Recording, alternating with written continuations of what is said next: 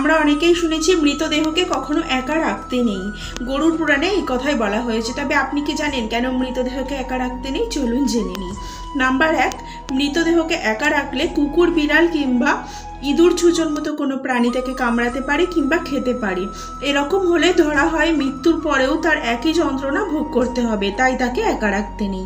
Number 2, মৃতদেহ অনেকক্ষণ বাড়িতে রাখলে তার থেকে দুর্গন্ধ ছড়াতে থাকে। সেক্ষেত্রে আত্মীয় স্বজন ধূপ ধুনো জ্বালাতে পারে, তাই কাউকে না কাউকে পাশে থাকতেই হয়। নাম্বার 3, মৃত্যুর পর আত্মা চারপাশে ঘুরতে থাকে এবং আত্মীয় স্বজনকে দেখতে থাকে। সেই জন্য বলা হয় যে আত্মীয় স্বজনকে, কাছের মানুষকে মৃতদেহের পাশে বসতে। নাম্বার 4, মৃতদেহর পাশে অনেক খারাপ জিনিস, খারাপ শক্তি থাকে। সেগুলো যাতে মৃতদেহের মধ্যে প্রবেশ করতে না পারে, তাই জন্য মৃতদেহের পাশে কাউকে না কাউকে থাকতে হয়। আপনি যদি এই তথ্য জেনে থাকেন তাহলে কমেন্ট করে অবশ্যই জানাবেন। আর আমার ভিডিও ভালো লাগলে লাইক, কমেন্ট, সাবস্ক্রাইব করতে ভুলবেন না।